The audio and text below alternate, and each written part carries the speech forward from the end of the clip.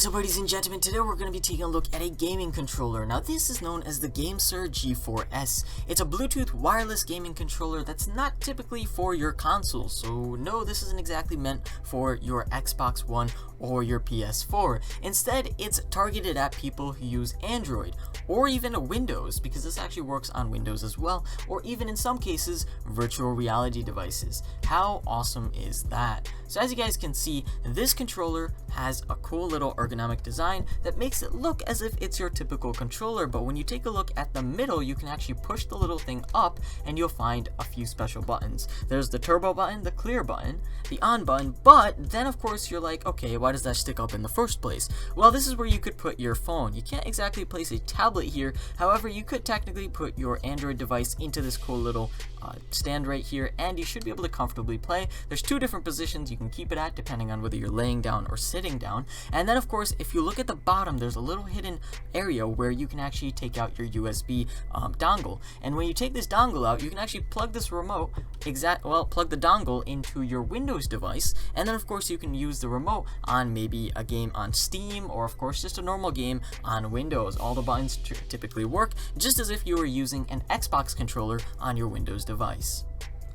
Now the stand itself can support up to a 6-inch smartphone or a 3.5-inch small smartphone, so be careful what type of size device you do have.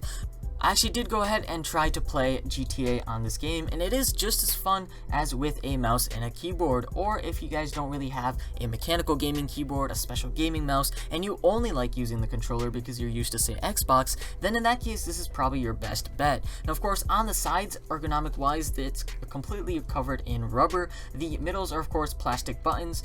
There's glossy buttons on the right, and then of course rubberized tips where the analog sticks are. Then of course there's even a D-pad at the bottom, so you know it's your typical controller with your left and right buttons at the top as well. The only difference really is that the middle kind of pops out, and it does feel a little bit lighter than your average controller. Overall, build quality wise, I give it a nice solid 10 out of 10.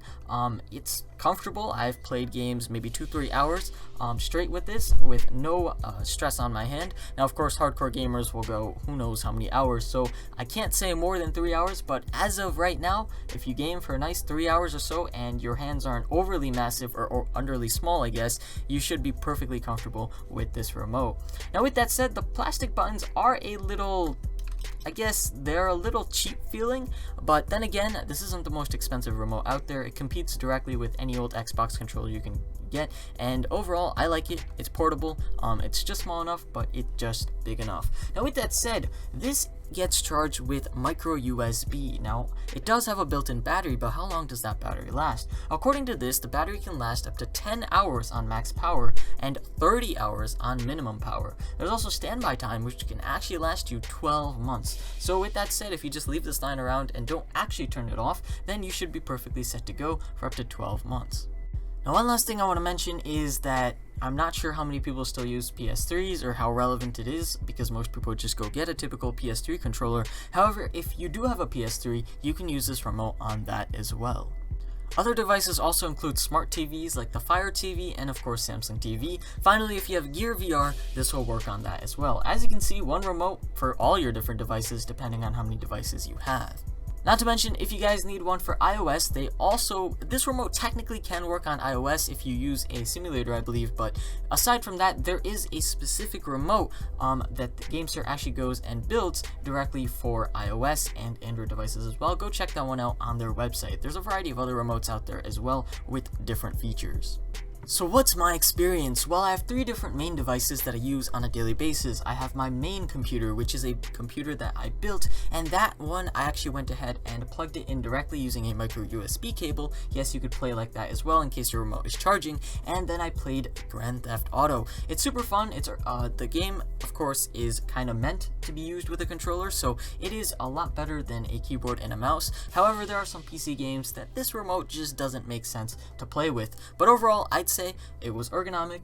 You just have to learn the buttons. It takes a little bit, but if you played with a controller on maybe your Xbox or something of that sort, then learning the buttons and of course the feel for it shouldn't take that much effort. Now with that said, I also played on my laptop. In this case, I went ahead and used the dongle. This is where I ran into a few issues. You see, if you play in different positions, for example, if your knee is up and you're resting your controller on maybe like your arm or something, and something gets in the way of the, say, top of the remote, it does tend to lose signal, which can be terrifying when you're playing a game that may involve maybe racing like I did on my laptop. So of course, if you are going to play this, it has a decent amount of range. I'm not saying it doesn't have range. However, if something gets in the way directly in front of the remote, you will get some issues when it comes to signal loss. So in case your remote does randomly lose signal, it will instantly pair back as soon as you move whatever is in its way, but aside from that, it should be fine. Also, I do want to mention that it pairs super fast, so of course the second you turn it on, you can start like just switch away from the mouse and directly start playing with the controller. So the syncing, I say it's a solid 10 out of 10 in terms of connection when it comes to that. Finally, I tried playing with Bluetooth, so of course I will warn you with this as well. The stand is amazing. However, if your phone has a case on it, you might have to take off the case and then use this controller, because it does tend to, say, fall out every once in a while depending on how big your phone is. My phone is almost 6 inches with the case, which may be the reason. So with that said, aside from that, it's super comfortable. There's 2 different viewing angles, as I said, and games like, I believe I played another racing game known as Asphalt 8, and I'm sure all you guys have downloaded this game at some point, and then I went ahead and looked for other titles as well. But just be warned, when you do play on Android, not all games may work with the controller. Some racing games do work, others don't. Some shooting games do work, others don't. There's actually apps you can find on Android that actually recommend games that work with controllers. So with that said, overall I give it a nice solid 9 out of 10. The only downsides was maybe a handful of minute issues. Most of them I'd say were probably my fault rather than being the controller's fault. I'd say it's ergonomic. I'd say it syncs fast, it pairs fast with multiple devices, and it's a pretty solid price when it comes to a controller that can do this much. With that said, guys, I hope you enjoyed this video. If so, leave a like and don't forget to subscribe. Thank you guys for watching. This is going to be me logging off.